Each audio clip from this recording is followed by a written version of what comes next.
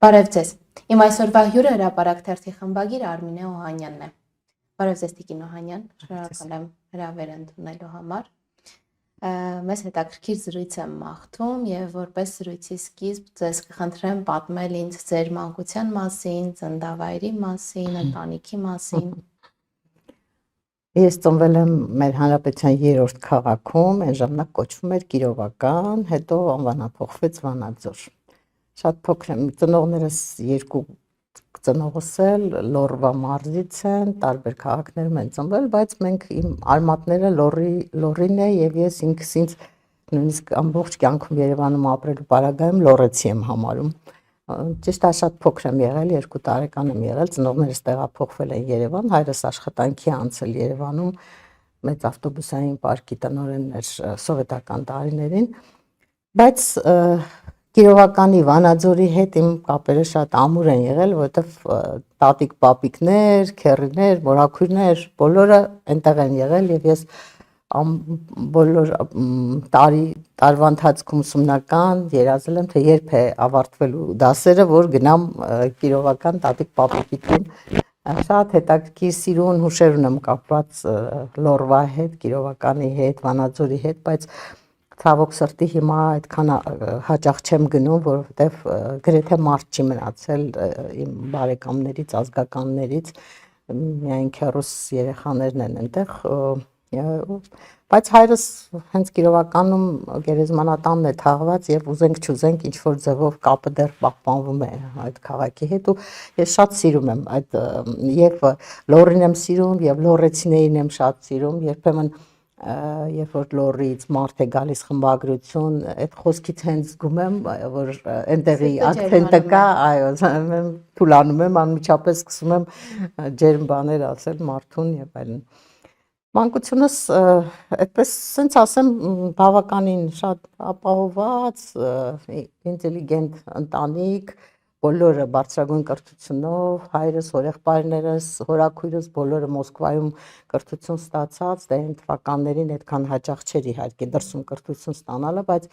քանի որ մեծ հորեղբայրս գնացել էր իր հետևից ճանապարհը բացել էր, հետո իր քույրերին, եղբայրներին, հորեղբոր տղաներին բոլորին տարավ Մոսկվա, այնտեղ կրթություն ստացան եւ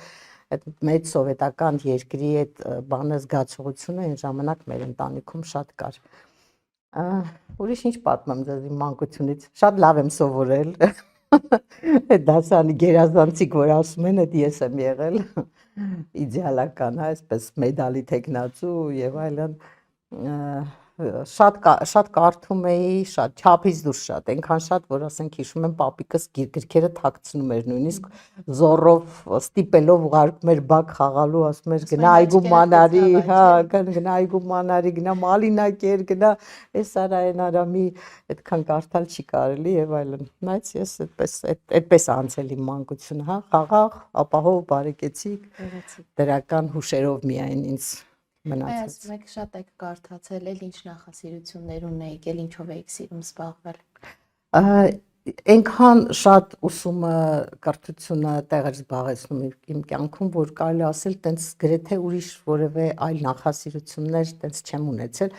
բայց շատ փոքր տարիքից գրում էի եւ շարադրություն, ստեղծագործություններ, ազատ ոճի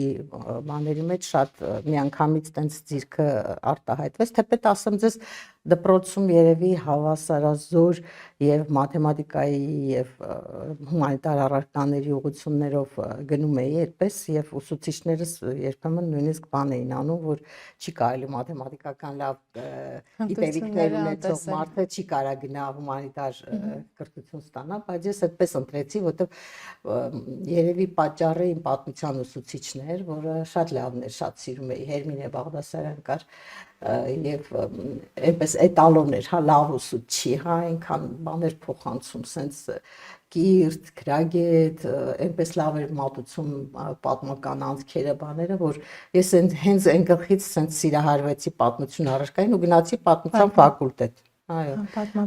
այո, պատմության համալսարանի պատմության ֆակուլտետը, դե սովետական տարիներին է պատկերացրեք 79 թվական, հա, երևի մի դար անցել արդեն ավարտեցի դպրոցը եւ այն ժամանակ պատմության ֆակուլտետը շատ պրեստիժային սա հեղինակավոր ֆակուլտետ էր համարվում, գրեթե նույն մրցույթներ, ինչ որ իրավաբանականում ու շատ լավ կուրս էր այդ կուրսը, որտեղ սովորել եմ 50 հոգի, մենք մինչև հիմա կապը պահում ենք իրար հետ եւ 5-6 գիտությունների դոկտոր ունենք, շատ բաների հասած մարդիկ ունենք, հայտնի դեմքեր, բոլորը իրենց կյանքում կայացել են եւ այլն, եւ շատ հետաքրքիր, շատ լավ ուսանողական նաեւ տարիներ եմ ունեցել այդ 5 տարի։ Տիկին Օհանյան, եթե վերադառնանք ձեր մանկության տունը Վանաձորում, հիմա հնարավորություն ունենայիք այդ դուռը բացելու, առաջին պատկերը, որ կուզեիք տեսնել, ինչն է։ Ես ընդամենը վերջերս երևի 20 օր առաջ եմ եղել, ցավոք սրտի դժբախտ առիթով իմ հորեղբոր աղջիկներ մահացել եւ գնացել եմ եւ հենց այդ տանն են կարել արարողությունը, այնտեղ շրջել եմ, այգի եմ մտել, դուրս եմ եկել, այնպես շատ հենց սիրտս թրթռում էր այդ հուշերից, բաներից։ Գիտեք, շատ բան կա կապված այդ տան հետ, այդ մանկության հուշերի մեջ շատ բան կա, որին անդադ վերադառնում ես եւ երբեմն նույնիսկ ասեմ ձեզ երազներումս տեսնում եմ, որ այդ տանը ինչ որ բան է տեղի ունենում, ես հիմա այնտեղ, չգիտեմ, ինչ մարդկանց հետ եւ այլն։ Ամենաշատ տպավորված հուշս երևի իմ տատից է, տատիկս շատ ուժեղ կին էր, 96 տարի ապրեց, մինչև վերջի օրը տենց գիտակցությունը տեղը, շատ սթափ, առողջ մտածող, եւ ես կարծում եմ, որ իր ժառանգների մեջ հենց այդ տատիկիս այդ ուժը, այդ խելքը, այդ վերլուծելու ունակությունը հետաքրքիր է, որ տենց շատ բարձր կրթություն չէր ստացել, բայց ինքը այնպես քաղաքական վերլուծություններ կարող էր անել, շատ իմաստուն ու բանկին էր, տենց ճիշտ բաներով, ոչ էմոցիաներն էր շատ ցույց տալիս, ոչ կարող էր այդ երեխեքին երես չէր տալիս, բոլորի նկատմամբ շատ տենց սթափ, այդ տունը իր վրա էր կառուցած, էլի, այդ տատիս ձայնը ականջներիս մեջ է, դուռը որ բացում եմ, ես տատիկս եմ պատկերացնում, էլի, տատիկի ձայնը, կարող ենք ասել, որ մանկության են ձայնը, համը, հոտը, հենց տատիկի հետ ենք ասոցացրել։ Հա, բայց գիտեք, հետաքրքիր է, որ իմ տատիկը այն բարի լավ տատիկներից չէր, էլի, որոնք մարդիկ հիշում են, ասում են, հա, փեշիցան այդ կոնֆետը տվեց, չգիտեմ, էս արեց, այն արեց, չէ, այդպես տատիկ չէր։ Ինքը ավելի շատ խելքի, բանի, կյանքի, այո, պատասխանատվության, կյանքի խորհուրդների, բաների համար ինձ շատ օգտակար բաներ են իրանից անցել, բայց որ ասեմ, որ տենց այն լաչակը կապած են բարի տատիկներից էր, չէ, հակառակը շատ դաժան բաներ ուներ, շատ խիստ բաներ ուներ, այդպես։ Հետաքրքիր է, Տիկին Օհանյան, այսպես դուք անցում կատարեցիք արդեն համալսարանական կյանքին, սովորեցիք որպես պատմաբան, որն էր ձեր առաջին աշխատանքը։ Ես այդպես ստացվեց, որ երբ որ ավարտեցինք վերջին կուրսում արդեն ամուսնացած էի եւ բալիկ էի սպասում, եւ եթե իմ կուրսեցիները հենց ավարտեցին ու սկսեցին աշխատել, ես չէի կարող, որովհետեւ ես ավարտեցի ու աղջիկս ծնվեց, մեծ ավագ դուստրս, եւ 2 տարի երեխայի խնամքով էի զբաղվում, այն ժամանակ այդպեսի բան չկար, որ դայակ վարձես եւ գնաս աշխատես, հա, ես 2 երեխայի հետ էլ 2-ական տարի տանը նստել եմ եւ սիրով հիշում եմ այդ տարիները, շատ լավ տարիներ են եղել իմ համար։ Այդ 2 տարուց հետո պատկերացրեք, ուրեմն եկավ 86-87 թվականներ, արդեն այդ պերեստրոյկա, սովետական միության քանդվել, Գումարի փոփոխում, այո, հասարակարգն էր փոխվում, ամեն ինչ փոխվում էր, իսկ ես ինչ էր, ասենք, սովետական պատմագիտության մասնագետ, պատկերացրեք, ես համարում եմ, որ մասնագիտություն չունեցող մարդ էի, երբ որ քանդվեց սովետական միությունը, որովհետև այդ պատմություն նախ ոչ մեկին պետք չէր,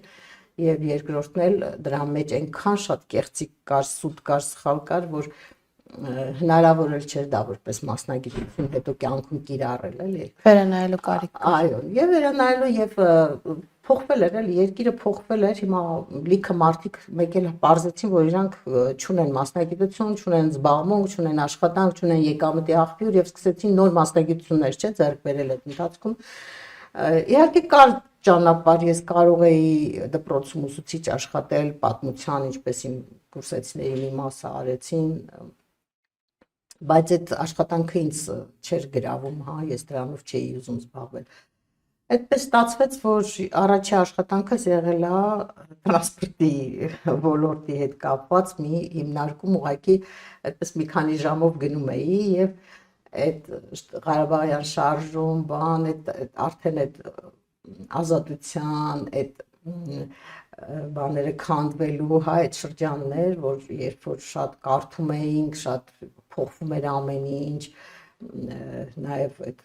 երկաթե վարագույրը բացվում էր, հա, սկսում էինք նայել, թե աշխարհում ինչ է կատարվում եւ այլն, եւ ես համարում եմ, որ ես այդ 2 տարին, որ աշխատել եմ այդ հիմնարկում, մի հատ ինժեների աշխատանք էր էլի, այդպես ձևական մի բան։ Այդ տարիները ինձ համար եղել են շատ լավ ինքնակրթության տարիներ, որտեղ ահա որ շատ կարդում էի, այն ժամանակ մեկ էլ ինչ պարզվեց, որ լիքը մարդիկ ունեն չտպված գրքեր, գրականություն, հոդվածներ էին թարգմանվում արտասահմանից, ռուսական այդ ամսագրերում շատ մեծ միտքեր դրվում, շատ մեծ հետաքրքիր բաներ էին տպագրվում եւ ես sense ոնց որ ասած այդ աշխատանժամերը օգտագործում էի այդ գրականությունը կարդալու համար, այդ աշխատանքը շատ պրիմիտիվ աշխատանք էր, այնտեղ առանձնապես բան չկար անելու, մեծ ազատ ժամանակ կար եւ ես այդ ընթացքում սարսափելի շատ կարդում էի։ Հետո 88 թվականին այդպես ստացվեց, որ որոշեցի, որ պիտի լրագրությամբ զբաղվեմ։ Մի հատ հոդված գրեցի 87 թվականին, ավելի շուտ, 87 թվականներ։ Ուրեմն մի հատ հոդված գրեցի եւ ուղարկեցի 3 լրատվամիջոցի, այն ժամանակ իր post-ով նամակի ծրագրի մեջ դնում ուղարկում էինք, ասում էինք, դա ինչ կլինի էլի։ Այնպես ստացվեց, որ 3 տեղից էլ արձագանքեցին։ Մեկը ռադիոն էր, որ դրեց այդ իմ գրած հոդվածը, հրապարակեց Հանրային ռադիոն։ Այնուս ինչ որ թերթեր, 2 թերթ էին, 2 տեղից էլ զանգեցին, ասեցին, ուզում եք աշխատանք, մենք ձեզ ինչ որ ձևով, բան, տենց ստացվեց, որ սկսեցի թղթակցել, հա։ Այդ ընթացքում ես հասկացա, որ պետքա անցում կատարել եւ սկսել արդեն ինձ դուրեկող աշխատանքով զբաղվել, էլի, ոչ թե ընդհանրապես տենց ժամավաճառություն բան անել, ու բացվեց, որ հայ էլեկտրաշարժիչ գործարան կար, որը ուներ թերթ, եւ այդ թերթը տպագրվում էր 2000 օրինակով, այսինքն այնքան, ինչքան մեր հիմա համապետական թերթերն են տպվում։ Այդ գործարանում բացվեց թերթի խմբագրությունում տեղ կա աշխատանքի, առաջին աշխատանքը ես համարում եմ պրոֆեսիոնալ աշխատանք, այդտեղ 87 թվականին ընդունվեցի էլեկտրաշարժիչ գործարանի թերթ, որ 1 տարի հետո դարձա այդ թերթի խմբագիրը։ Այ հետաքրքիր է, մայրության արձակուրդից հետո սկսել եք աշխատել, այդ առաջին աշխատավարձ ստանալու զգացողությունը, ինչի վրա վատնեցիք, ինչի վրա ծախսեցիք։ Դա ճիշտ ասած չեմ հիշում, որտեղ այնքան փոքր աշխատավարձ էր, այդ որ երեխայի արձակուրդից հետո երեխայի հետ կապված, կարծեմ, եթե չեմ սխալվում 90 ռուբլի էր ընդհանրապես, սովետական տարիներին նվազագույն աշխատավարձը դա էր, ինժեներները այդքան էին ստանում, էլի գոնե շարքային ինժեներները։ Շատ մեծ գումար չէր, թեպետ չափման միավոր որպես ուրիշ էր էլի հիմա եւ ապրանքների արժեքներ ավելի էժան եւ տենց մի քիչ ավելի երևի մարդիկ կային, որ կարողանում էին ապրել, հա, այդ 90 ռուբլով։ Ընտանիքում մեր մի քանի հոգի աշխատում էինք եւ տենց չի որ տենց կարիք զգացել ենք, փողի պակաս ենք զգացել, իսկ արդեն 90-ականներից որ սկսեց փոխվել երկիրը, գրեթե միշտ այդ լրատվամիջոցներում բավականին բարձր աշխատավարձ եմ ստացել, այդ պահի դրության համար լավ բարձր է, ինձ չի որ հիմա այդ նույնն է։ Աշխատավարձ միշտ երբեք չի եղել աշխատավարձը կարևոր իմ համար։ Միշտ երբեք միշտ մտածել եմ, որ շատ բարձր աշխատավարձով ինձ տհաճ աշխատանք երբեք չեմ կարող ես անել, հա, ասենք մարդիկ կան, որոնք հանում բարձր աշխատավարձի, այնպես մեռնելով, սպանվելով գնում են գործի, չէ, գնում են ինչ-որ մի բան անում են, ասում են զատո լավ փող ենք ստանում, ես երբեք չէի կարող անել, ես ինձ համար ավելի լավ է աշխատավարձը ցածր լինի, բայց աշխատանքը լինի հաճույք պատճառող, սիրելի, այո, որ դու բավարարում ստանաս այդ աշխատանքից։ Երկար տարիներ թղթակցել եմ տարբեր լրատվամիջոցների, բացարձակապես անվճար եւ դրա դիմաց ոչինչ չակնկալելով, պարզապես որտեվ սիրել եք աշխատանքը։ Ուզեցել եմ գրել, հա, այդ գրելու պահանջը ոնց որ միշտ եղել է, ասենք ինչ որ մի բան էի տեսնում, զայրանում էի կամ, չգիտեմ, կրթության ոլորտի հետ կապված երկրի խնդիրների էսի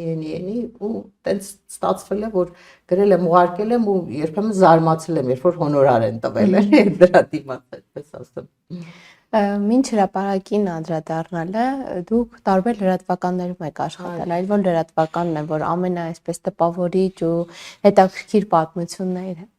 հետևից թողել ձեր կյանքում։ Ուրեմն 90 թվականին ծնվել է իմ փոքրիկ աղջիկը, 92-ին արդեն սկսեցի աշխատանք փնտրել, պատկերացրիք չէ, որ 90-92 թվականներ այդ նոր երկիր է ձևավորվում,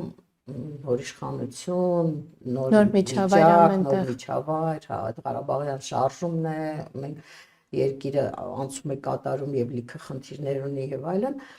92-ին սկսեցի աշխատանք փնտրել ու այնպես ստացվեց, որ ազգ թերթից ինձ կանչեցին իրենց մոտ աշխատելու։ Շատ պատասխանատու էր իմ համար այդ աշխատանքը, որովհետև 92 թվականին ազգ թերթը տպվում էր մոտ 50,000 տպաքանակով, պատկերացրեք, տենց երկրի լավագույն լրատվամիջոցներից էր համարվում, ամենամեծը իհարկե երկիր օրաթերթն ուներ, հետո նոր ազգը, բայց ինքը ազգը շատ լավ համ դպրոց էր, համ շատ լավ կոլեկտիվ էր, համ շատ հետաքրքիր դե Հակոբ Հավետիքյանը խմբագիրն էր, բայց իրականում մեզ հետ աշխատում էր իր տեղակալը Համլետ Գասպարյանը, որին ես համարում եմ իմ առաջի ուսուցիչը, շատ բան եմ սովորել, թեպետ շատ բարդ է եղել, այդ մի 8 ամիս եմ աշխատել Համլետի հետ եւ մենք այդպես կոնֆլիկտով եմ դուրս եկել, բայց համարում եմ, որ իմ առաջի դասերը, որ ստացել եմ, ինչպես գրել հոդված, ինչպես նյութին մոտենալ, ինչպես սկսել, ինչպես մարդկանց հետ զրուցել եւ այլն, այդ ամեն ինչը Համլետից շատ բան եմ սովորել։ Այդ 8 ամիս աշխատել եմ եւ համարում եմ, որ լավ եմ աշխատել, հա, այդպես նվիրված բան, ճիշտ է, 2 երեխա ունեի, հիմա որ նայում եմ, թե մեր լրագրողները ոնց են մի երեխա չեն կարողանում իրենց աշխատանքին զուգահեռ ունենան բանանել, հա, ամեն ինչ խանգարում է իրենց լավ աշխատելուն, հա։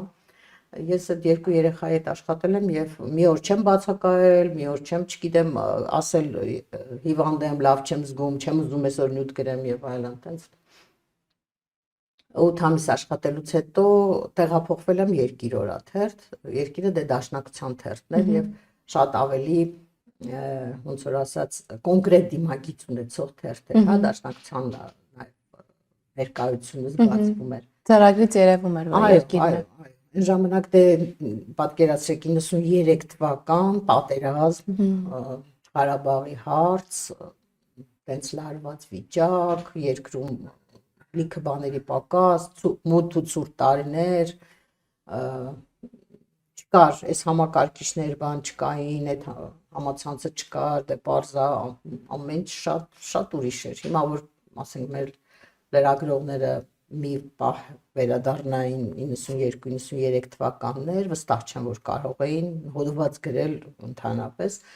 որտեվ մի ինֆորմացիա ճշտելու համար, ասենք ոտքով կարող էինք հասնել, ես իմ աշխարհի ծայրը, հա, կամ հեռախոսները նույնիսկ չէին աշխատում քաղաքային, հնարավոր չէր որևէ բան ճշտել։ Մի խոսքով շատ բարդ էր։ Էլ չեմ ասում, որ այդ մթի պայմաններում մենք ձեռքով գրում էինք, հետո մի հատ աշխատող կար, որը գրում էինք կողքը նստում թելադրում էինք մեր գրածը, ինքը մուտքագրում էր այդ ամեն ինչը։ Դվիժոկներով էր աշխատում խմբագրությունը, որտեղ լույս չկար, հոսանք չկար, ֆուջիկաները դրած սենյակներում խեղդվում էինք այդ ծխից, չէր տաքացնում ինքը,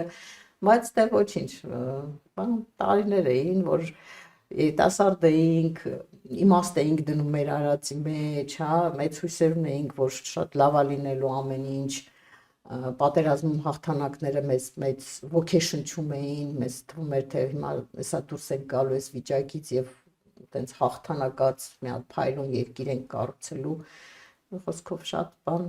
հետաքրքիր ուշեր արթնացրի քա Հրաշալի է ըստ ես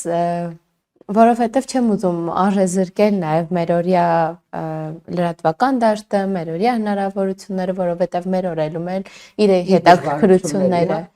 եւ դժվարությունները, եւ հետաքրքրություններն ու գեղեցիկ կողմերն ունի, բայց ձեզ համար որպես թե մի թե երկրորդ ժամանակաշրջանում էլ ակտիվ լրագրությամբ զբաղվող մարդու, այ որն էր ավելի այնպես լրագրողի մասնագիտությանը այսպես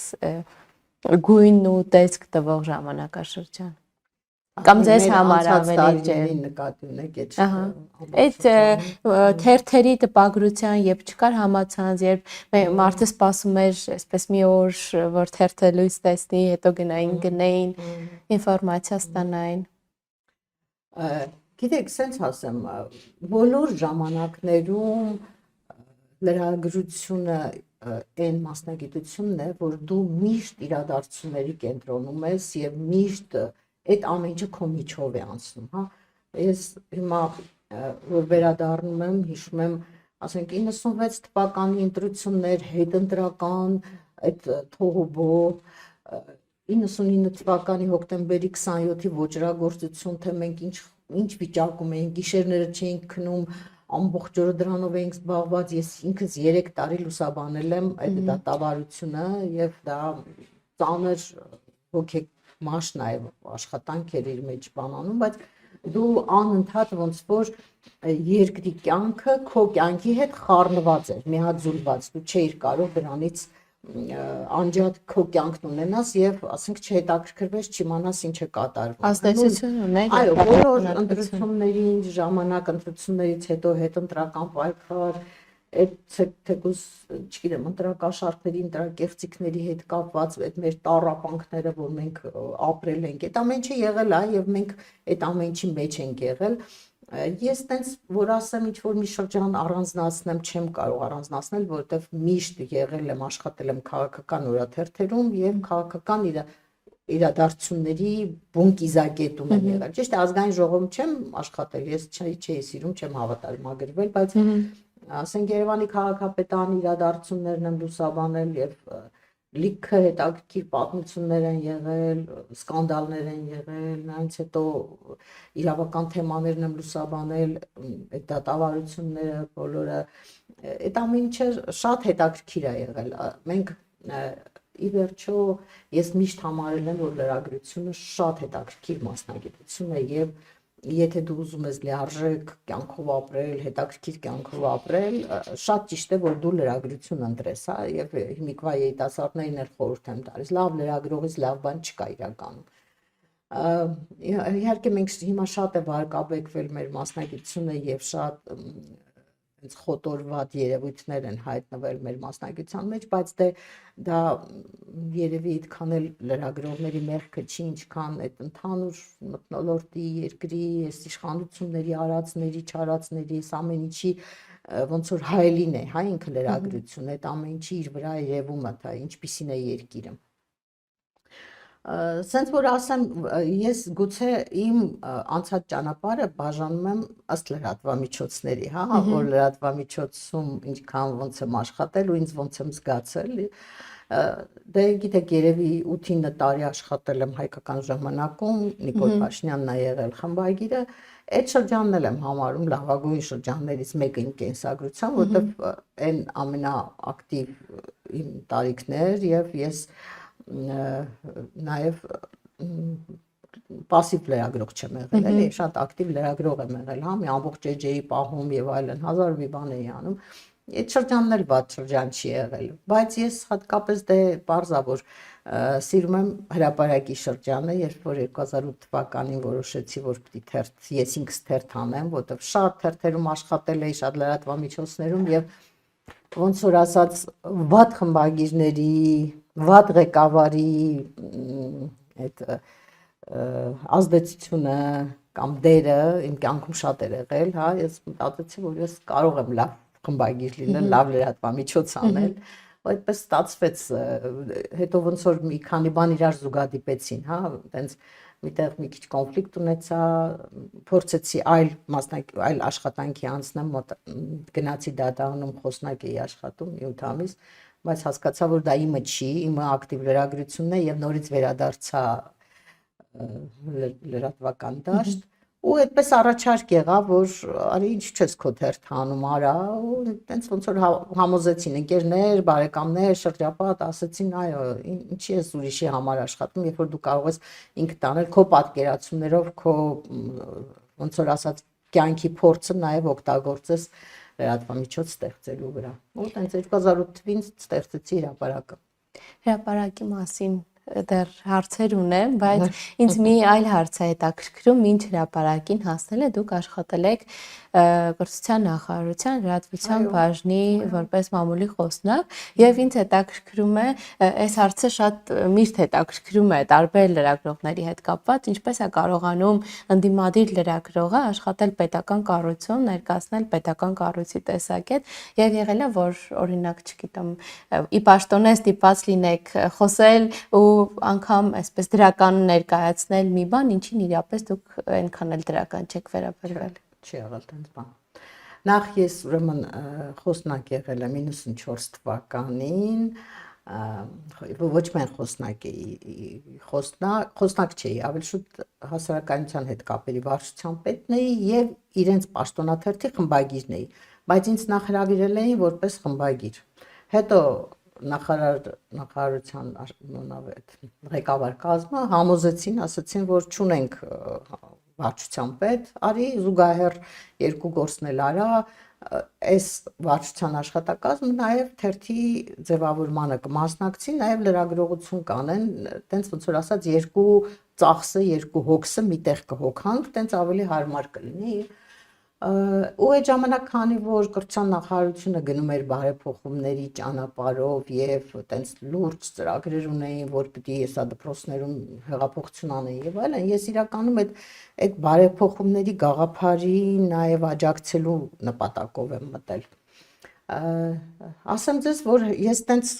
հեշտ աշխատող չեմ եղել ոչ միտեղ, հա, ոչ միտեղ երբեք իմ տեսակետին, իմ կարծիքին, իմ պատկերացրածին հակառակ բան եթե արել են, միշտ հակադրվել եմ, միշտ եղել է հրապարակային եմ հակադրվել, եղել է նաև կուլիսներում եմ հակադրվել, ասել եմ, որ ես ինչ բանը սխալ է, չի կարելի այսպես անել եւ այլն։ Շատ երկար չտվեց, 2 տարի եմ ընդամենը աշխատել, որտեվ հետո եկավ նոր նախարար, որ ունեցավ տենց իմ հետ կապված բաներ ուներ, ուրիշ վերաբերմունք ուներ եւ ես շատ արագ դուրս եկա, զգացի, որ չեմ կարող ես այդ պայմաններում աշխատել։ Դուրս գալու այդ խոսնակի պաշտոնից դուրս գալուց հետո կարծեմ մի 6 ամիս դեռ թերթը տպագրում էի, դպրոց թերթ էր կոչվում կրթության նախարարության պաշտոնաթերթը, լավ թերթ է, շատ սիրում էին, դպրոցներ էր գնում, բոլոր ուսուցիչները կարդում էին։ Վերջերս բոլորովին թերթը կար հիմա։ Չէ, վերջերս չէ, իմ դուրս գալուց հետո կրթության նախարարությունը մի կարճ ժամանակ հետո ստեղծեց կրթություն թերթ։ Այո, կրթություն դարձրեց անունը եւ այդ կրթություն թերթը կարծում այո, չէ վերջերս կար, բայց էլի փակեց Շանն Անդրեսյանը համարեց, որ ոլորտը կարիք չունի պաշտոնաթերթի։ Ինձնից հետո Սերոբներ Խաչատրյան, Իմիջայլոց, որը հիմա կրթության գիտեք լավագույն փորձագետներից է Հայաստանում, ինքը ոնց որ մամուլից եկավ այդ ոլորտ ու մնաց այդ ոլորտում։ Իսկ ես այնտեղից նորից վերադարձա մամուլ լրատվամիջոց, որտեվ այս ինձ ավելի հարազատ ոլորտ է։ Ինձ համար բացահայտում արեցիք, որովհետև ես պարոն Խաչատրյանին միշտ որպես կրթության փորձագետ եմ այսպես ճանաչել։ Լրագրող էր աշխատում, հետո ինձնից հետո առաջարկեցին խմբագիր եւ ինքը ճիշտ արեց, որ համաձայնվեց, որովհետեւ ինքը ճանաչում է ոլորտը։ Այո, ճանաչում է, հետո ինքը շատ լավ մասնագետ դառավ այս տարիներին, էլի արժեքավոր մարդ է։ Դուք խոսեցիք ձեր հայկական ժամանակում աշխատած ժամանակաշրջանի փորձի, նաև հիշողությունների մասին, այդ շրջանից ամենայդպես տպավորիչ շրջանը, պահերը, որ սկսեք մեզ հետ հարաբերությունների, գուցե ձեռքբերումների կամ կորուստների տեսանկյունից։ Դե չգիտեմ, երբ մի երկու անգամ պատմել եմ տարբեր տեղերում 98 թվականին է թերթը սկսել տպագրվել, հայկական ժամանակ չէր, այն ժամանակ օրագիր էր կոչվում։ Մինչև այդ որ Նիկոլը խոսում էր ծրագրում էր, դե մենք ես Նիկոլը 95-ին ենք ծանոթացել, այդ կրթություննախարարությունում երբ որ խոսնակ էի, վարչության պետն էի, ինքը գրում էր այդ ոլորտի հետ կապված ու տենց ստացվեց, որ գնաց եկավ, ծանոթացանք, շատ արագ մտերմացանք, հա, շատ այնց ջերմ հարաբերություններ էին հաստատվել, լավ, պարզ, այնց գյուղացի, գյուղից եկած բան մաքուր ազնիվ տղա էր, որը էլի տենց համարցակ գրում էր, ինչ մտածում էր, ասում էր եւ այլն, այդ ժամանակ ինձ շատ հետաքրքիր տեսակ էր, հա, 12 տարվա տարբերություն կա մեր մեջ իհարկե, ես իրենցը 12 տարով մեծ եմ, բայց հենց ոնց որ ասած բավականին հասուն էր, ինքնուրույն էր, հետո եկել էր Իջևանից, մենակ ապրում էր այստեղ, գրեթե չէին օգնում, ինքը համաշխատում էր, համսովորում էր եւ այլն, այդ թվերն էր, էլի ուսանողական տարիներն էր իր։ Հետո ուրեմն 95-ին ծանոթացել ենք, հետո 98-ին արդեն ընտանիքներով էինք ընկերություն անում, ինքը արդեն Աննան կար իր կյանքում, մենք էլ ես էլ իմ ամուսնու հետ իրենց անընդհատ միասին էինք լինում շատ միջոցառումների, բաների։ Ընդհանուր հիշողություններ։ Հա, այո, ամեն ինչ եղել է, շատ երկար, մեր տանն են եղել, մենք ենք իրենց տանը եղել, իրար հետ համատեղ հանգստացել ենք եւ այլն, այդ չի կարևոր։ 98-ին որ սկսեց ծրագրել, որ ինքը իր թերթը բացի, ես շատ թերահավատ էի, չէի հավատում, որ ստացվելու է, որովհետեւ նախ շատ երիտասարդ էր, հետո չուներ ոչինչ, ոչ փող, ոչ միջոց, ոչ տեխնիկա, ոչ գրասենյակ, ոչինչ չուներ, բայց ուներ ցանկություն եւ արդեն բավականին կենսագրություն ուներ, հա, որպես լրագրող, մի քանի տարի մոլորակում աշխատել էր Հայկ Ազիմովյան եւ այդպես կայացած լավ լրագրող էր, բայց դե հիմա ամեն լրագրող չի կարող թերթ ստեղծել, հա, երբ որ դու նաեւ չունես կապիտալ, չունես հնարավորություններ, չունես գրասենյակ, մի քիչ ռիսկային է, հա։ Ես միջև վերջի պահը չէի հավատում, որ ստացվելու է, մեկ էլ Դիլջանում հանգստանում էինք, ես ու Աննան, զանգեց, ասես թերթը գրանցել եմ արդեն, թերթը գրանցել եմ, ՍՊԸ-ն գրանցել եմ, չգիտեմ ինչ եմ արել, ես եմ արել, են եմ արել, բայց տեխնիկայի խնդիր ունենք, չգիտեմ, ես ունենք, են ունենք, գրասենյակը այդ իմ նախկին ամուսնու տրամադրած գրասենյակներ, տեխնիկան իմ անձնական համակարգիչը, պրինտերը եւ այլն ես տրամադրեցի, մի խոսքով եկանք սկսեցինք մի քանի հոգով բան անել, բայց հետաքրքիր էր, որ այդ տարիներին այնքան շատ էնտուզիազմը մեծ էր, որ մարդիկ կային, որոնց հետ մենք շփվում էինք, որոնք այտենց նեղ մի հատ ինչ որ շրջանակ էր, որոնք ասենց ասեմ այլախոհներ էին, էլի, հա, ազատամիտ մարդիկ էին, օրինակ Տիգրան Հայրապետյանն էր հայտնի հրապարակախոս, Աղասի Ենոքյաններ, Թաթիկ Հակոբյաններ, ելով էր մի քիչ ավելի ուշ եկավ Հայկը Գևորգյան, ելով կար այդ տարիներին, այդպես մի հատ ինչ-որ խումբ ձևավորվեց, որը օրագրի ստեղծագործական խումբն էր, այդ ժամանակ նույնիսկ տենց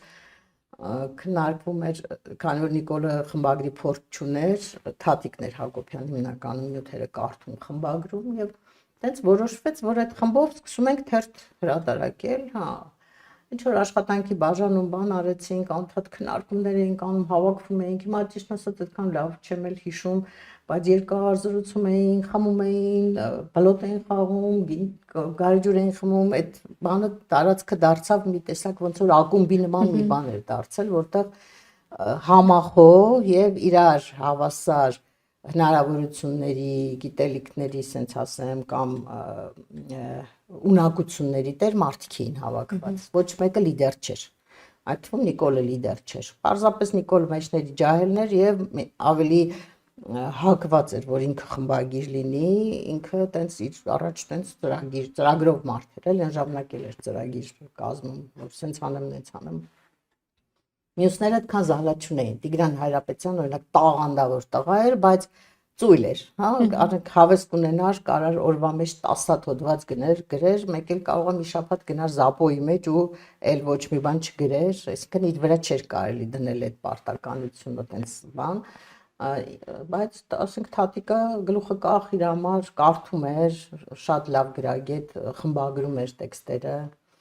մի խոսքով Վահեն Հովհաննիսյան, հա, այդ շրջանում, էլի մարդիկ կային, որոնք գնում գալիս էին անդադ խմբագրությունը, ոնց որ մի հատ sense ոնց որ մի հատ կուսակցության թե ինչ որ հակայի նման մի բան էր դարձել, որտեղ լիքը մարդ գնում էր, գալիս էր, շփում էր, հետո տենց համարցակ բաների վերջո այդ թվերին նույնիսկ թերթ սկսելը, հա, դա դաշտը թվում էր թե լիքն է, լիք թերթեր կան, տեղ չկա, սպառում չի կարա լինի, չենք կարա այդ բանը ճեղքենք այդ դաշտի մեջ մենք ման անել, ձեր տեղը գրավեք։ Հա, ձեր տեղը գրավենք, բայց ստացվեց, որտեղ նախ Նիկոլը իրոք շատ կազմակերպված ու աշխատասեր մարդ է եւ այդ ժամանակ էլ էր ինքը լավ կազմակերպիչ էր, հա, ինքը խնդիրը դնում էր առատը շուտ վեր էր կենում, 24 ժամ կարար կապի մեջ լիներ, անընդհատ նստեր համակարգչի մոտ, անընդհատ գործին հետևեր, հանձնարարություններ տար, սրա հետ հանդիպեր, նրա հետ հանդիպեր, ցենց անընդհատ բզբզով բաներ, մեղվի պես աշխատում էր, հա, եւ կազմն էր լավը, շատ լավն էր, իրոք շնորհալի մարդիկ էին բոլորն էլ ու բոլորի ամեն մի գրած հոդվածը ոնց որ ասած թերթի կայացմանը նպաստելու հնարավորություն էր ու դա շատ արագ իր արդյունքը տվեց մի քանի տարի հետո մեկ էլ տեսանք, որ հայկական ժամանակը, այսինքն մի տարի հետո օրագիրը դարձավ հայկական ժամանակը արդեն դաշտում այնց կարևոր առաջատարի դերը գրավել, հա, տեղագրավել, արդեն ամենալավ սպառվող թերթն է, ամենաշատը հայկական ժամանակն են ցիտում, դրան նպաստեցին նաև այդ սկանդալները, դատավարությունները, Նիկոլի նկատմամբ դատերը եւ այլն, ինքը ոնց որ ասած շատ արագ կայացավ։ Ինչ է ուզում ասել, մի բանի համար է ես բոլորը պատմում, որ հետո, հա, առաջի կազմը ամենալավն էր, ոնց որ հիմա, չէ, նայում ենք 2018 թվականին, այդ կառավարության կազմը կամ Նիկոլի շուրջ եղած մարդիկ ամենավորակյալ կազմն էր, չէ, հետո քանի գնաց մաղվեցին, լավ մարդիկ, խելացի մարդիկ, ինքնուրույն մարդիկ, սեփական կարծիք ունեցող մարդիկ սկսեցին դուրս գալ, որտեվ նախ իր հետ դժվար էր աշխատելը, հետո ինչ որ մի պահից երևի ես հիմա որ հետ եմ նայում, այդպես եմ հասկանում, որ ինքը սկսեց նախընտրել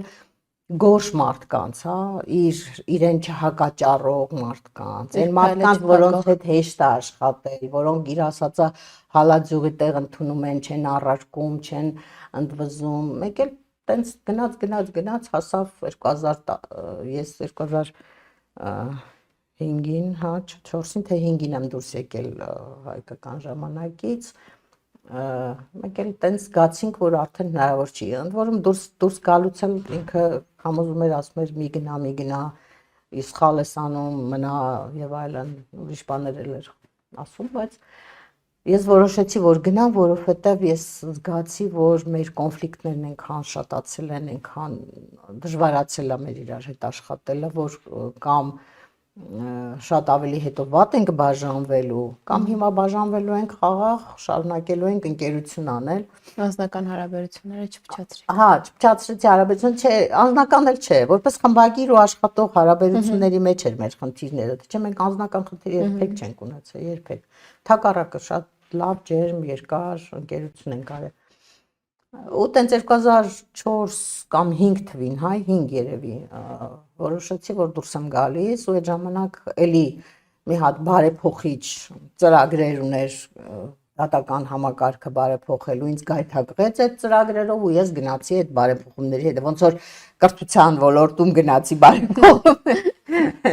Նենց էլ էստեղ ոնց որ ասած կուտը կերա, էլի սենց ասեմ։ Տիգրան Մուկուչյանը գնում էր Վերաքննիչ դատարանի նախագահ, ինձ համոզեցին, ասեցին հիմա գալու է արդար, անկախ կայացած դատական համակարգը ձևավորելու, քո օգնության կարիք ունենք եւ այլն, մի խոսքով ես համաձայնեցի գնացի իր մոտ, բայց էլի սխալվեցի, որտեվ հələ կրթության նախարարությունում մի 2 տարի աշխատեցի, ստեղ ընդհանրապես 8 ամիս եմ թե 7 ամիս եմ աշխատել։ Սկսեցի հոդվածներ գրել, զուգահեռ Ժամանակ թերթ կար այն ժամանակ Արման Բաբաջանյանի թերթներ, որ նոր եկել էր Հայաստան, Ժամանակ թերթում իրավական թեմաներով էի գրում, իսկ այդ թվերին շատ ծանր մի հատ խնդիր կար Հյուսիսային պողոտայի այդ շինարարությունները, մարդկանց վտարումները եւ այլն, եւ այդ դրա մասին ես մի քանի հատ հոդված գրեցի, որից հետո նախագահականից Ռոբերտ Քոչարյանի Տիգրան Մուկուչյանին ասացին, որ պիտի իրան ազատես աշխատանքից, չի կարող պետական համակարգում աշխատող խոսնակը իշխանության դեմ նման հոդվածներ գրել եւ շարունակել աշխատել մեր համակարգում, ու ես տենց դիմում գրեցի դուրս եկա, տեսա, որ եթե տենց է, ուրեմն հնարավոր չի։ Ես իմ հոդվածները։ Հա, ես գնամ էլի շարունակեմ իմ գործը, դուք էլ ձեր բան արեք, իսկ բանը ուղղակի շատ ափսոս էր, որ իմ աչքի առաջ ես տեսա, թե ինչպես է ազնիվ, մաքուր ծրագրեր ունեցող բարեփոխումների հակված մի հատ մեկը գալիս է, մեկ էլ մի 6-7 ամսվա մեջ ինքը դառնում է այդ կաշառակեր դատավորների մի մասնիկը, հա, գնում է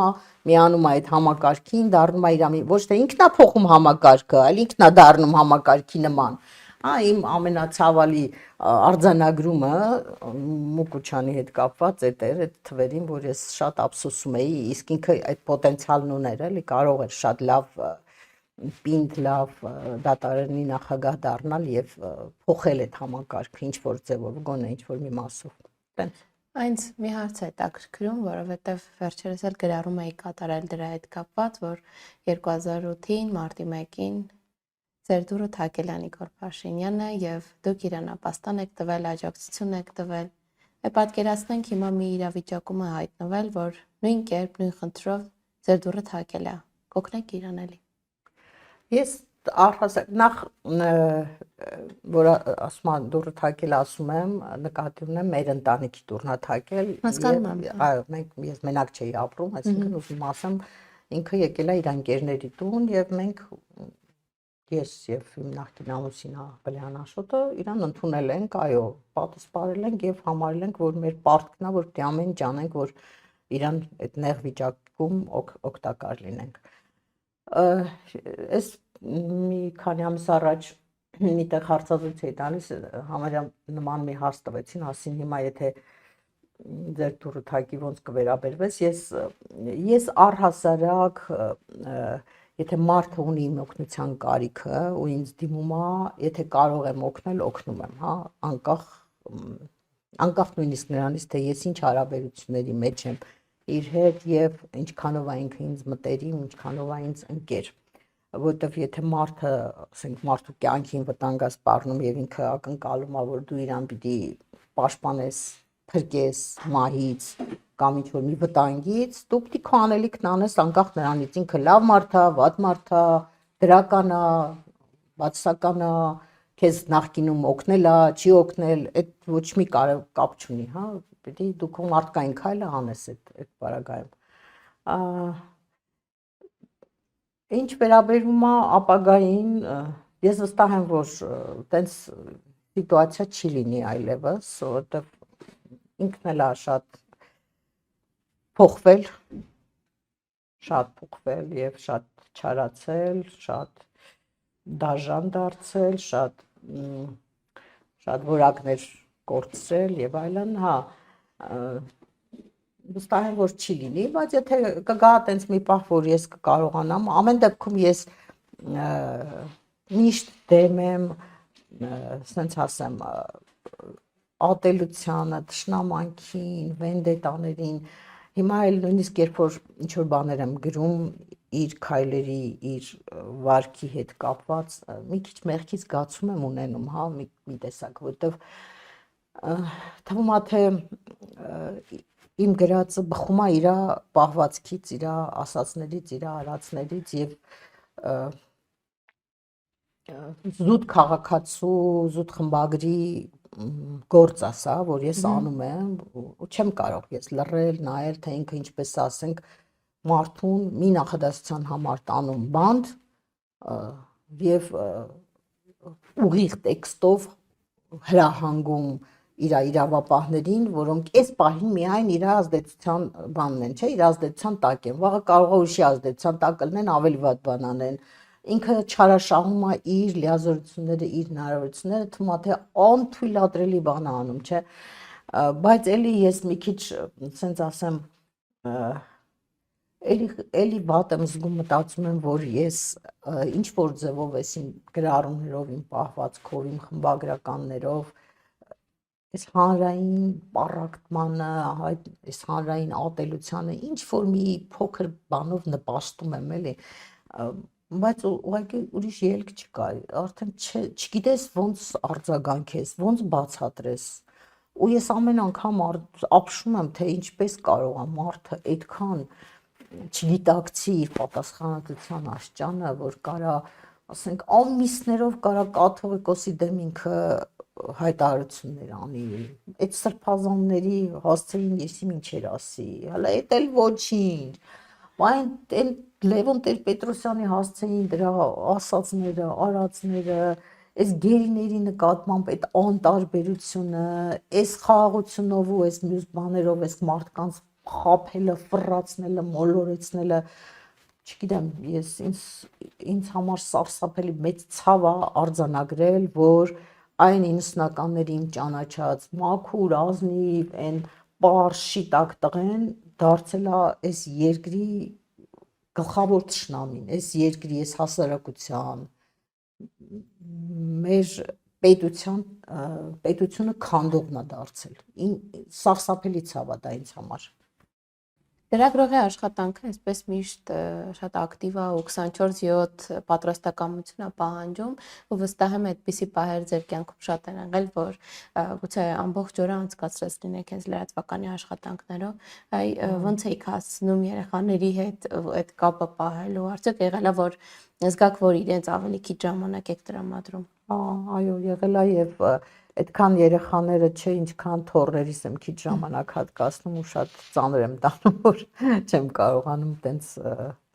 միայն շաբաթ-կիրակի է ստացվում իրենց ժամանակ հատկացնել։ Այո, մեր աշխատանքը չնորմավորված, չնախատեսված, չկարգավորված աշխատանք է եւ ոչ միայն խմբագրին, այլ լրագրողի աշխատանքն էլ է այդպեսին։ Եթե հիմա երեկոյան շատ ուշ ժամի կամ գիշեր ինչ որ միջադեպ է լինում, դու ստիպված ես արագ արձագանքել, արագ դուրս գալ, գնալ, նյութ անել եւ այլն եւ այլն։ Հələ դեռ այն ժամանակ շատ ավելի բարդ էր, հիմա հեշտացել է, որովհետև դա տեխնիկայի դար է։ Տանից կարող ես։ Այո, տանից կարող ես անել, կարող ես մեկին խնդրել մի լուսանկար, մի հատ վիդեո անեն, ուղարկեն եւ այլն, մեկս մյուսից ենք օգտվում մի լրատվամիջոցը մյուսի արած աշխատանքից, այդ առումով ավելի հեշտ է, բայց այո, ոչ մի երաշխիք չկա, իսկ առավել եւս խմբագրի դեպքում դու պիտի 24 ժամ լինես կապի մեջ, հա, չես կարող դու, նույնիսկ ես եթե արձակուրդ եմ գնում Հայաստանից բացակայում եմ, էլի 24 ժամ հեռախոսս միացած է, անընդհատ կապի մեջ եմ, նյութ են ուղարկում, ես եմ հետևում, թե ինչ է կատարվում, չարքաշ, ծանր եւ անընդհատ քեզնից էներգիա պահանջող աշխատանք է սա։ Բայց դուք էլ նշում եք, որ ստրեսային է, ռիսկային է ինչ-որ առումով, օգնեցնողը եղել է, որ այս տարիների ընթացքում մտածեք, փակեք լրատվականը կամ ինչ-որ դադար վերցնեք ու որոշ ժամանակ փորձեք հասկանալ ուր եք ուզում գնաք։ Տենց վիրտուալ մտքեր, որ մեկ խմբագրությունում էլ եմ ասում եմ, փակեմ գնամ մի ուրիշ տեղ աշխատանք գտնեմ 2-3 անգամ ավելի շատ փող կվաստակեմ, քան այստեղ այս չարչարանքի պարագայում, էլ չեմ ասում այս թուքումուրը, այս դժվարությունները, այս թիրախավորվելը գոնե չի լինի, բայց դե գիտեք, ես այն տարիքում չեմ հիմա, որ տենց կտրուկ բաներ անեմ, փոփոխություններ եւ ու կարծում եմ, որ հրապարակը այնքան կայացել է, այնքան կարեւոր դեր ունի այս երկրի կյանքում եւ մեզ նաեւ սպասում են, մեզ հետ հույս են կապում, նաեւ մենք ինչ որ դերակատարում ունենք այս ամեն ինչի մեջ երկրի համար եւ նաեւ այդ գիտակցումն է պահում, որ շարունակում ենք աշխատել, փորձում ենք ինչ որ մի բանով նաեւ օգտակար լինել երկրին, մենակ այն չի, որ զուտ լրատվություն ենք փոխանցում, հա, նաև ինչ որ գաղափարներ, ինչ որ վերջազարու մի բան կա։ Քաղաքականության մեջ հաճախ կարելի է տեսնել հենց լրատվական գործունեությամբ շատ ակտիվ զբաղվող մարդկանց նախկինում, հա, դուք երբևէ մտածել եք քաղաքականության զբաղվելու մասին։ Որ ասեմ մտածել եմ տենց շատ չէ, բայց եղել է պահեր, եղել են առաջարկներ, եղել է քննարկումներ տարբեր փուլերում, հա, հենց ազգային ժողովի ընտրությունների նախորյակին որպես կանոն սկսվում են, չէ, այդ քննարկումները, մանավանդ հիմա երբ որ քվոտավորել են կանանց մասնակցությունը ու ամեն ցուցակի երրորդը պիտի կին լինի, շատ է այդ խոսակցությունները լինում, բայց ես նենց չեմ կարծում, որ իմ կարգավիճակը որպես հրապարակի խմբագիր ավելի փոքր ցածր կարգավիճակ է, քան ազգային ժողովի падգամավորի կարգավիճակը, այդ մեկ։ Երկրորդը ես իմ տեղում եմ, իմ գործն եմ անում, լիարժեք տիրապետում եմ այդ գործի նրբություններին, իսկ ազգային ժողովի падգամավորի կամ որևէ քաղաքական, չգիտեմ, ինչ որ մի օղակի աշխատողի աշխատանքը նոր աշխատանք է լինելու ինձ համար անսովոր, անծանոթ եւ պիտի ես նոր սկսեմ ինչ որ բաներ յուրացնել, հա։ Միակ բանը, որ ես տարիներին մտածել եմ, հա, որովհետեւ քանի որ իրավական թեմաներով եմ շատ գրել, տարիներ առաջ էի մտածում, որ ես ասում եի, եթե ես մասնագիտություն փոխեմ, այլ ոլորտ գնամ, ես շատ լավ մարդու իրավունքների պաշտպան կդառնամ, եթե այտենց հնարավորություն ստեղծվի ու այնքան նորմալ երկիր լինի, նորմալ իշխանություն, որը հասկանա, գիտակցի, որ պետքա ինքնուրույն անհատականություն լինի եւ մարդու իրավունքներով պիտի զբաղվի եւ այդ ինստիտուտը ուզենան կայացնեն, կարող են ինձ առաջարկել, ես կարող եմ համաձայնվել։ Այո, ուղերձը ուղենք։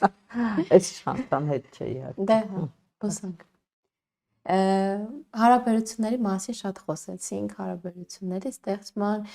վերջում մեծ թիմ եք ղեկավարում, նաև ձեր գոլեգաների հետ կարծես թե շատ հրաշալի հարաբերություն ունեք, հա, լրատվական դաշտի այլ լրատվականների, իրենց խմբագիրների հետ, ո՞րն է հարաբերությունների այդ ստեղծման ու պահպանման ձեր գաղտնիքը։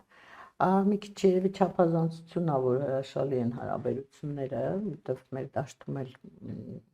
լիք բաներ կա կուլիսներում, որի մասին ենք խոսում։ Դե լավ է, շատ ուրախ եմ, որ տենց է կողքից երևում գոնե։ Հա, շատ հարգալից եմ, չեմ միջամտում երբեք իմ գոլեգաների աշխատանքին, խմբագիրների, ասենք օրինակ դեպքեր ա եղել, որ մոտիկ մարդիկ կամ ինչ որ, չգիտեմ, քաղաքական ուժեր, ինչ որ բան են խնդրել, որ այսինչ լրատվամիջոցում, այսինչ բանն ա եղել, կարող ա խոսես, երբեք չեմ ոչ բարեխոսել, ոչ միջամտել, ոչ էլ խմբագրին ասենք հարցնեմ, ասեմ, ինչա ես նյութը գնացել, կարաս այսինչ բանը սենց անես, տենց ոնց որ ասած, դա տաբու է, մենք խմբագիրներով, գոնե իմ ճանաչած նորմալ խմբագիրներով չենք միջամտում միմյանց աշխատանքին, համարում ենք, որ ինքը իր ոլորտը, իր թերթը, իր լրատվամիջոցը ինքը իրավունք ունի այնպես անի, ոնց որ ինքը դա հարմար է գտնում։ Կարող է շատ մոտիկ մարդ լինի, ասենք, ասեմ, գիտես, այս ինչ բանը սխալ է, էլի ինչի եք սենց բան գրել, կարիք չկար, բայց որպես խմբագիրը խմբագրին երբեք չեմ միջամտում եւ հարգում եմ այդ խմբագրի ինքնուրույնությունը, իր բան տարածքը, իր լիազորությունների շրջանակը։ Հիմա ցավոք սրտի շատ ավելի քիչ ենք, ոնց որ ասած, իրար գլխի հավաքվում, առաջ ավելի հաճախ էր լինում եւ այստեղ նաեւ մեր ժուրնալիստների միության ու մեր սատիկի մեղքը կա, որ այտենց մի քիչ բաց թողեց։ Մի հատ նոր ֆորմատ ենք ձևավորել H2-ի տնօրենի նախաձեռնությամբ, Լևոնի։ Այդ ֆորմատը վատը չէր, կարող էր աշխատել, բայց մի քիչ ծանրացավ, տենց երկարեց ու տենց ոնց որ գործունյա ֆորմատ չդարձավ, բայց մեծ թվով լրատվամիջոցներ են մտնում այդ ֆորմատի մեջ, նաև դուք էլ եք կարծեմ պոլիտիկն էլ է մասնակցում։ Փորձում ենք պահել բարի դրացիական հարաբերություններ, փորձում ենք իրար չքննադատել, ես օրինակ արգելում եմ այլ լրատվամիջոցների հրապարակումների հերքումները մեզ մոտ տպագրել, թույլ չեմ տալիս, այդ շատ բացառիկ բան լինի, որ ասենք այն սկզբնաղբյուր նյութը հրապարակած լինենք, հետո հերքումն էլ ստիպված լինենք մեր մոտ տեղադրել, եւ տենց ոնց որ ասած խաղաղ գոյակցություն ենք ապահովում դաշտում, լավ է, եթե կողքից երևում է, որ նորմալ հարաբերություններ են, ջերմ հարաբերություններ են, շատ լավ է, ուրախ։ Մեդիան այդպես է պատմում։ Շատ լավ է։ Նկարները։ Տիկին Օհանյան, ամեն ուժեղ մարդ ինչ որ բայ կարող է թուլություն զգալ, այ մարդիկ, ովքեր ձեզ շրջապատում են այդ բայերին, ում եք դիմում, երբ այսպես ձեզ ոչ այնքան ուժեղ օգնության կարիք եք զգում։ Ես որպես կանոն միայն իմ վրա եմ հույս դնում, միշտ բոլոր պարագաներում, իմ մտերիմներին, մերձավորներին աշխատում եմ ծանր վիճակում չդնել, այնպիսի խնդրանքներով չդիմել, որ իրանց համար դժվար լինի իրականացնելը։ Խորհուրդների կարիք շատ հազվադեպ եմ ունենում, տենց չի, որ տենց ասեմ, ներկայացության մեջ լինեմ, չկարողանամ կողմնորոշվել եւ ինչ որ մեկի խորհրդի կարիքն ունենամ, բայց ունեմ ընկերներ ունեմ, որոնք եւ հնուց են գալիս եւ երկար տարիների փորձված ընկերություն կա եւ վստահում եմ այդ մարդկանց, հա, շատ լավ ասոցի համակուրսեցիներ ունեմ, որոնց հետ շատ ջերմ լավ հարաբերություններ մինչեւ այսօր եւ ընկերություն ենք անում եւ բարբերաբար հանդիպում ենք եւ ինչ որ այդ ռելաքսի բաներ իրանց միասին ենք անցկացնում, հա։ Հիմա նաեւ կարող եմ ասել, որ իմ լավ խորհրդատուն է դարձել իմ ավագ դուստրը, եթե ինչ որ բան ան, որտեղ միասին ենք նաեւ աշխատում նույն լրատվամիջոցում եւ ինքը զարմանալիորեն իր տարիքի համեմատ շատ ավելի խելացի հասուն մարդ է եւ նաև երբ որ տենց խնդիրներ ա լինում, շատ մեկ առողջ լավ դատողություններ անում, ես տենց կողքից համ հիանում եմ, համ էլ ինձ մեկ օգտակար ա լինում։ Այդ առումով երևի թիվ 1 իմ խորհրդատուն, իմ աղջիկն է Զառան։ Իսկ այնպես որ ասեմ, շատ տենց խնդիրներ եմ ունենում, տենց դա կարիք եմ ունեմ կամ նեղ վիճակում եմ լինում բան։ Ես այդ նեղ վիճակներում որպես կանոն ինքս իմ մեջ եմ լուծում այդ խնդիրները։ Այո, լրագրողը, լրատվությամբ զբաղվող մարդը ուզի պիտի խոսի բացասականի մասին եւ անգամ թե բացասականի մասին բարձրաձայնի, թե դրա մեկնաբանի։ Այրական կյանքում ոնց է ձեզ մոտ։ Երբ խնդիրներ եք նկատում, սխալներ եք նկատում, խոսում եք թե իրականում կյանքում լռում եք։ Չէ, ասենց ասեմ, ես շատ հանդուրժող եմ մարդկանց սխալների նկատմամբ, սխալների չասեմ, հա, թերությունների նկատմամբ, մարդկանց թերությունների, այն ինչ որ ես զգում եմ, որ մարդու մեղքը չի, հա, իրեն տենց բնությունից այդքան է տրված խելք, այդքան է տրված կարողություն, ինչ որ պահի ինքը չի կողմնորոշվել, ճիշտ չի գնահատել իրավիճակը, ինչ որ սխալ է թույլ տվել, ներում եմ այդ տեսակ բաները ու դրանց վրա շատ չեմ ֆիքսվում, բայց այդ քննադատական ձիրքը իմ ոնց որ ասած ծնված օրից է ինձ ուղեկցում եւ բոլոր հարցերում, բոլոր տեղերում, հա, ես իմ երեխեքին էլ ճիշտ ասած հիմա որ խոսում են իրանք ասում են դու մեզ երբեք չես գովել, միայն մեր դիտողությունն ես արել, մեր թերություններն ես ցույց տվել, դրա մեջ ճշմարտություն կա, հա, ես շատ դժվար եմ գովում մարդկանց, դրականը քիչ եմ տեսնում եւ ավելի շատ լրագրողի այդ մանն է իմ մեջ նստած, որ ամեն ինչի մեջ մի հատ բադ բան ես տեսնում, գրելու արժանի, հա, բանի ու ես ինքս էլ կարծում եմ, որ լրագրությունը հենց դա է, ոչ թե դու դրական բաներ ներկայացնես, այլ իրականում փորձես օգնես, սխալը ցույց տաս, թերությունը ցույց տաս, վրիպումը ցույց տաս, որ հետո դա չկրկնվի եւ այլն, այդ նաեւ այդ խնդիրը կա։ Քաղաքականության մասին չեք մտածել, բայց մի հարցադրություն ասում եք, որ սիրում եք գեղարվեստական այդպես մոտեցում տալ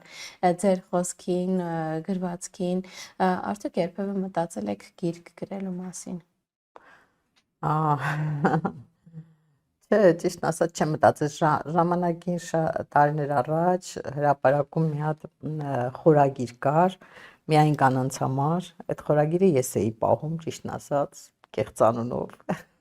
Դրա մեջ նաև ինչ որ գեղարվեստ կար, ինչ որ մի հատ տենց կանացի բաներ կային, հա, ես նաև հոգեբանորեն մի քիչ ծանր վիճակում էի այդ մի քանի տարին եւ այդ ոնց որ այդ խորագրի այդ սյունակի միջոցով նաև ես ինքս ինձ հանեցի այդ վիճակից ու այդ ընկերներիցս մեկը դիվանագետ է հիմա դրսում անդադ է ասում հավաքի այդ շարքը եւ գրքով տպի դա շատ լավ գիրք կդառնա հետաքրքիր կանանց համար հետաքրքիր դե չէ մտածել որ թոշակի գնամ որ թերթից դուրս գամ կսկսեմ նման բաների մասին մտածել Եվ վերջին հարցը կա երազանք, որը զոհաբերվել է լրագրությանը։ Երազանք, որը լրագրությանը զոհաբերված։ Դե նայեք, օրինակ ես համարում եմ իմ ամենամեծ սխալը իմ կյանքի, որ ես երրորդ զավակը չունեցա։ Երևի չասեմ ամբողջությամբ, բայց նաև դրան խանգարեց իմ մասնագիտությունը, հա, որտեվ ուրիշ է որ դու երկու երեխայով լրագրող խմբագիր ես, ուրիշ է որ երրորդն արդեն ծնվում, նաև այդ ինչ որտեղ կարող է մեկը մյուսին խանգարես, թեպետ ուրիշ բաներն է իհարկե խանգարը, միայն դա չի, բայց ուզում եմ ասեմ, տենց որ ասեմ, չէ, լրագրությունը հենց իմ երազանքի մասնագիտությունն է եղել ու տենց Մնացել է իր այո, տեղում։ մնացել է իր տեղում։ Շատ շնորհակալ եմ հետաքրքիր զրույցի համար, ձեզ նոր տեսանկյունից ճանաչելու համար։ Ես հիշեցնեմ, որ իմ հյուրը հրապարակ թերթի խմբագիր Արմինե Օհանյանն էր, իսկ ես Զենֆիռա Քալաշյանն եմ։ Կհանդիպենք